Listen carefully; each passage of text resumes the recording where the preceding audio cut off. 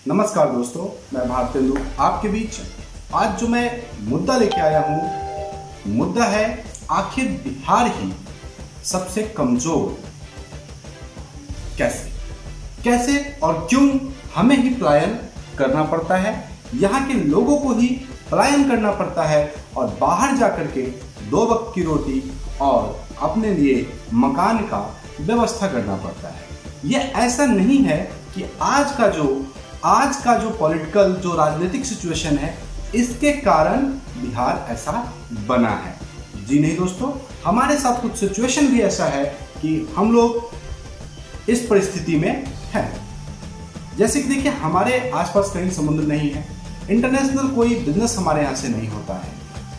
तो जब बिजनेस नहीं होता है तो लोगों को रोजगार में दिक्कतें आती हैं और लोग बाहर जाते हैं। आप देखते हैं कि लोग मुंबई जाते हैं, गुजरात जाते हैं, दिल्ली जाते हैं ताकि उनकी एक अच्छी अर्निंग हो पाए। अब बात करते हैं हम कि यह सिचुएशन जनरेट कैसे हुआ। एक सबसे अच्छी बात है कि आज हम बात करेंगे कि per capita income. Per capita income क्या है? आज के डेट में पूरे भारत के सारे राज्यों में सबसे कम हमारे बिहार का पर कैपिटा इनकम है। लगभग 31,000 रुपए हमारे बिहार का पर कैपिटा इनकम है। और एक अच्छी बात है कि हमारे बिहार से ही लोग बाहर निकल करके, अगर भारत के ऊपर से देखा जाए 10 लोगों की सूची धनी लोगों में, तो बिहार के भी लोग आते हैं। जैसे अनिल अग्रवाल, वेदांता ग्रुप के honour, R K. Sinha ji, SIS security के ऑनर। तो जो लोग यहाँ से निकल करके, बिहार के लोग ही एक अच्छी माहौल, एक अच्छा व्यवसाय करते हैं और करके दिखाते हैं लोगों को कि एक बिहारी सब पे भारी। तो जब हम ये देखते हैं ना कि जो लोग बाहर निकल गए वो अच्छा कर ले रहे हैं, यहाँ 2 फोबिया हमारे यहाँ काम करता है। ये 2 फोबिया, एक फोबिया है लोग सरकारी नौकरी के पीछे भागते हैं और दूसरा फोबिया है कि हम यहाँ से बाहर जाएंगे तो बेहतर करेंगे। इसके पीछे कहीं ना कहीं हमारे राज्य का जो सिचुएशन है, इसको जो बनाया गया है पहले, यह भी जिम्मेवार है। पहले बिहार और झारखंड एक होता था, तो उसमें हमारे यहाँ कम से कम झारखंड में जो हमारे मिनरल्स थे, तो मिनरल्स की सप्लाई हम लोग बाहर किया करते थे दूसरे राज्यों में। उससे कुछ बिजनेस हो जाता था। लेकिन बिहार और झारखंड के बंटने के बाद हम लोगों के पास नहीं रोजगार के लिए फैक्ट्रियां हैं, नहीं कल कारखाने हैं, नहीं मिनरल्स हैं हमारे पास। तो इसलिए ज्यादातर लोग आज बिहार से बाहर जाकर के काम करते हैं। और इस समय में आपने देखा है कि कैसे बिहार से बाहर के लोग, बाहर जो गए हैं लोग, वो बिहार वापस आ रहे हैं दोस्तों। तो बिहार से बाहर जाकर के लोग कमा ले रहे हैं, लेकिन यहाँ क्यों नहीं? हम बात करते हैं, अगर 90, 50 और 51 की बात करें, तो अगर बिहार का पर कैपिटा इनकम, जो बिहार का टोटल पर कैपिटा इनकम क्या होता है, तो किसी भी राज्य का total income by total population अगर आप करेंगे तो आप पर कैपिटा इनकम निकाल सकते हैं। तो अगर हम 50-51 की बात करें, हमारे आपके जन्म के पहले से की बात हम कर रहे हैं, थोड़ा सा डेटाबेस पे बात करते हैं, तो उस समय अगर बिहार का हमारा पर कैपिटा इनकम 204 रुपए था और भारत का पर कैपिटा इनकम 264 या 65 रुपए था। तो जब हम 50-51 में पर कैपिटा इनकम में भारत और में के लगभग बहुत थोड़ा सा डिफरेंस था, लेकिन आज एक बहुत ही बड़ा डिफरेंस है। आखिर ये कैसे हुआ? 1950 में जो ट्रांसपोर्टेशन की बात आप करेंगे, ट्रांसपोर्टेशन में कुछ रूल्स आए जिसके तहत गवर्नमेंट ने क्या किया कि जो टैक्सेज हैं, रोड पे जो गाड़ियां से सामान ले जाते हैं उस पर टैक्सेज कम कर दिया, कंपनियों को हटा दिया, ताकि बाहर की कंपनियां बिहार से मिनरल्स ले जा करके वहां पे काम कर सके।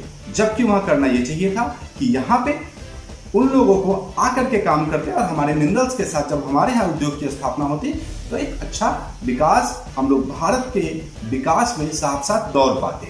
लेकिन ऐसा नहीं हुआ। ये ऐसा नहीं हुआ पहली बार नहीं है, इसके बाद भी ऐसा हमारे साथ हुआ है। इसके बाद अब आप पूछोगे उसके बाद कैसे कैसे, तो मैं इसमें धीरे धीरे मैं आपको इस वीडियो में आगे बताऊंगा कि इसके बाद किस तरह से हमारे साथ लगातार छल होता रहा और हम कहाँ गलतियां करते गए। उसके बाद बिहार और झारखंड अलग हो गया 90 के दशक में, 90 और 2000 के बीच में। जो ये बिहार झारखंड का बंटवारा हो गया तो मिनरल्स हमारे यहाँ से चले गए। अब हमारे पास बचा क्या? हम ज्योग्राफिकल चैलेंज है, आधा पार्ट सूखा हुआ होता है, आधा पार्ट में बाढ़ की समस्या है। लोग क्या करते हैं, बाढ़ की समस्या है, अब वहां उपजा जो हुआ वो बाढ़ में बह गया, जिधर सूखा आ गया उधर फिर से लोगों को एक सहयोग राशि दिया जाता है कि आपका भाई फसल नुकसान हुआ इसलिए सहयोग राशि है। तो सरकार को दोनों तरफ एक भरपाई करते रहनी पड़ती है। जैसा कि मैं विगत कई सालों से, जैसा मुझे याद है, मैं देखता हूं तो हम लोग ज्योग्राफिकली चैलेंज है। दूसरा जो हमारा सबसे बड़ा बैकलॉग है, अगर भारत में हम देखते हैं तो सबसे ज्यादा हम लोग अगर कास्ट के बेस पे पॉलिटिक्स है तो हमारे बिहार में है। जी हाँ भाइयों, हमें इसे भूलना पड़ेगा। हमें विकास की ओर कंसंट्रेट करके पॉलिटिक्स को देखना होगा। ये क्यों हुआ, कैसे हुआ? ऐसा था कि जो धनी लोग थे ना, पहले जो 90 के पहले की बात अगर हम करते हैं तो जो धनी लोग थे वो जो गरीब लोग थे उन पे शासन किया करते थे। जैसा कि मैं सुनते आया हूँ 90 से पहले, 80 से पहले की बात मैं कर रहा हूँ। तो धीरे धीरे उन्होंने कास्ट वाइज एकता बनाया।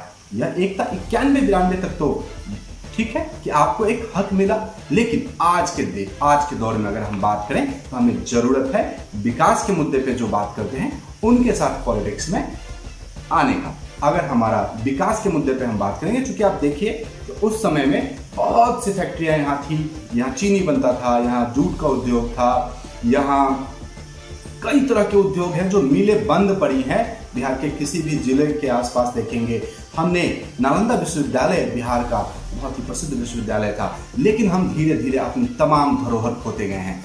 दोस्तों, इसलिए जरूरत है बिहार के स्वाभिमान को जगाने का और एक ऐसा एक पटल तैयार किया जाए जिसमें विकास का मुद्दा हो, जातिवाद मुद्दा ना हो, जिसमें विकास की बातें हो, समाजवाद की बातें हों। हम लोग जातियों के बंधन में बंद करके जो बिखर गए हैं, जब उसको तोड़ेंगे उस बंधन को, तो हमारे बिहार का विकास होगा, हमारा विकास होगा, आपका विकास होगा। और ये जो सिचुएशन आज उत्पन्न हुआ है, हजारों लोग बिहार की तरफ पैदल चले आ रहे हैं, जो ये कष्ट उठाना पड़ा है, ये नहीं उठाना पड़ेगा।